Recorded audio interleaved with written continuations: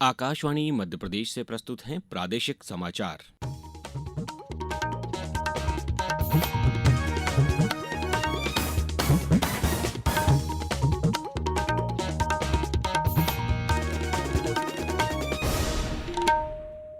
नमस्कार, समाचारों के साथ मैं अभिषेक कटियार। सबसे पहले इस बुलेटिन के मुख्य समाचार। भारत ने पाकिस्तान पर संघर्ष विराम उल्लंघन का लगाया आरोप। दोनों देश के डीजीएमओ की कल होगी बैठक। भूजल रिचार्ज के लिए ताप्ती बेसिन मेगा रिचार्ज परियोजना पर मध्य प्रदेश और महाराष्ट्र में हुआ करार। मुख्यमंत्री डॉक्टर मोहन यादव आज इंदौर में देवी अहिल्याबाई बावड़ी का करेंगे लोकार्पण। और प्रदेश के कई जिलों में आंधी के साथ हल्की बारिश का अनुमान। अब समाचार विस्तार से।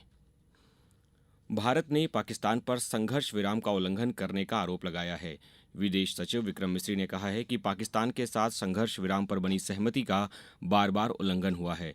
श्री मिस्री ने कहा कि भारतीय सेना इन उल्लंघनों का समुचित और उचित जवाब दे रही है तथा सरकार इन उल्लंघनों को बहुत गंभीरता से ले रही है। भारत ने पाकिस्तान से इन उल्लंघनों को दूर करने के लिए उचित कदम उठाने तथा स्थिति से गंभीरता और जिम्मेदारी के साथ निपटने का आह्वान किया है।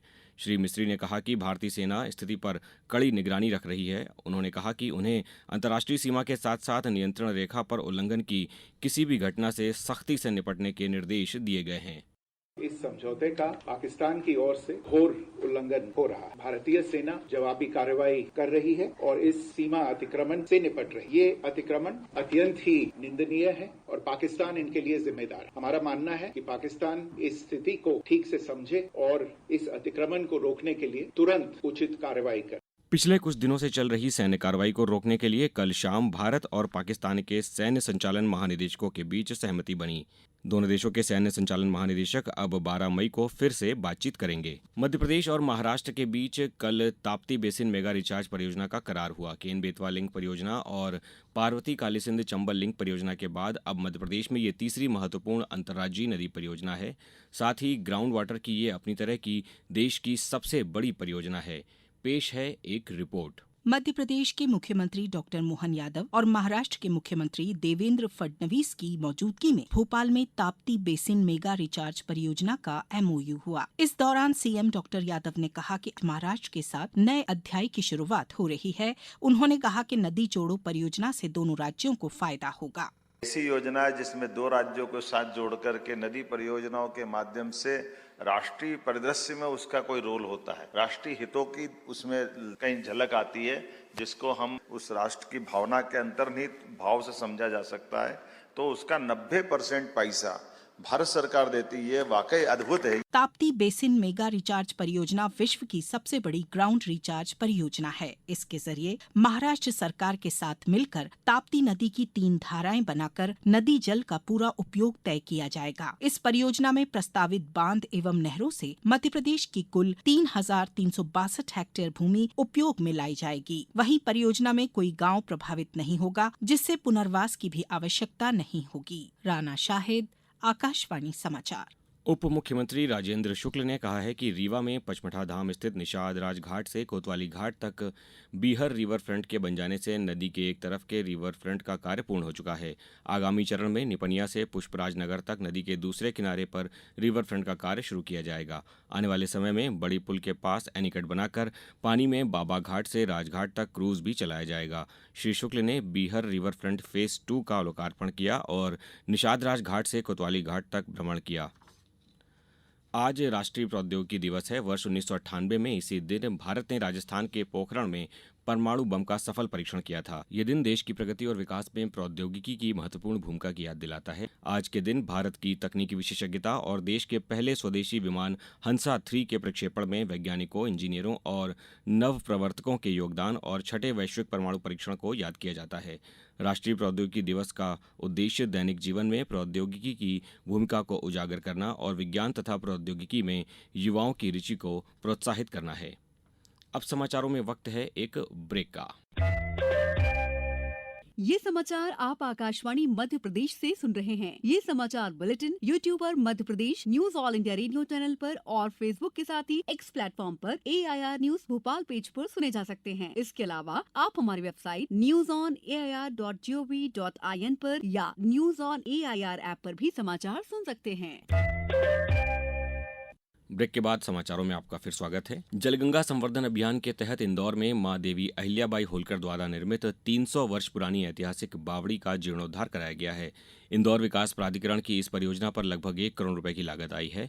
मुख्यमंत्री डॉक्टर मोहन यादव आज इस ऐतिहासिक बावड़ी का लोकार्पण करेंगे। जल संसाधन मंत्री तुलसीराम सिलावट ने बताया कि यह बावड़ी न केवल ऐतिहासिक दृष्टि से महत्वपूर्ण है बल्कि भव्य और सांस्कृतिक विरासत है, जिसमें पर्यटन केंद्र के रूप में विकसित होने की पूरी संभावना है। इसकी सुंदरता और महत्व को देखते हुए इसे पर्यटन स्थल के रूप में विकसित करने का प्रयास किया जा रहा है, जिससे स्थानीय लोगों को रोजगार के अवसर मिलेंगे और इंदौर की पहचान राष्ट्रीय स्तर पर होगी।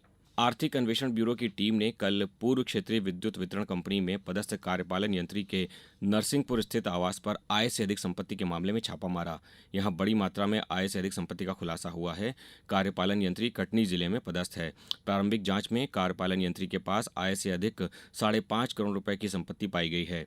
कार्यपालन यंत्री के विरुद्ध आय से अधिक संपत्ति अर्जित करने की शिकायत हुई थी, जिसकी जांच ईओडब्ल्यू जबलपुर द्वारा की गई। इसके बाद आरोपी के विरुद्ध अपराध और भ्रष्टाचार के तहत मामला दर्ज किया गया। ईओडब्ल्यू की टीम ने आरोपी के निवास और फैक्ट्री पर भी सर्चिंग की कार्रवाई की। प्रदेश ने वित्तीय वर्ष 2024-25 में विद्युत प्रणाली के संचालन में ऐतिहासिक कीर्तिमान स्थापित किया है। ऊर्जा मंत्री प्रद्युम्न सिंह तोमर ने बताया कि इस वर्ष प्रदेश के पारेषण नेटवर्क ने कुल 10 लाख मिलियन यूनिट ऊर्जा का सफलतापूर्वक संचालन किया, जो कि पिछले वर्ष की तुलना में लगभग 6.2% अधिक है। उन्होंने इस उपलब्धि के लिए तीनों विद्युत कंपनियों के अधिकारियों और कर्मचारियों को बधाई दी है। श्री तोमर ने बताया कि 24 फरवरी 2025 को मध्य प्रदेश में एक दिन में सर्वाधिक एनर्जी हैंडलिंग का रिकॉर्ड भी बना। इस दिन 353 मिलियन यूनिट ऊर्जा का सफलतापूर्वक संचालन किया गया, जो कि राज्य की विद्युत प्रणाली की उच्च कार्यक्षमता, विश्वसनीयता और स्थिरता का प्रतीक है। अब रुक करते हैं मौसम का। प्रदेश में लगातार मौसम में उतार चढ़ाव देखने को मिल रहा है। मौसम केंद्र ने अगले 24 घंटों के दौरान भोपाल, इंदौर, उज्जैन और जबलपुर समेत प्रदेश के 40 से अधिक जिलों में आंधी और हल्की बारिश तथा गरज चमक का अलर्ट जारी किया है। मौसम विभाग के अनुसार वर्तमान में 2 सिस्टम एक्टिव हैं, जिसकी वजह से प्रदेश में मौसम में बदलाव हुआ है। 13 मई तक हल्की बारिश और गरज चमक की स्थिति बनी रहेगी। अब कुछ समाचार संक्षेप में। इंदौर के रविंद्र नाट्यगृह में कल आपदा प्रशिक्षण और कार्यशाला में आपदा की स्थिति से निपटने के लिए 850 से ज्यादा आपदा मित्रों का चयन किया गया। इंदौर में आज महापौर मेगा रोजगार मेले का आयोजन किया जा रहा है। दशहरा मैदान पर आयोजित इस मेले का उद्घाटन मुख्यमंत्री डॉक्टर मोहन यादव करेंगे।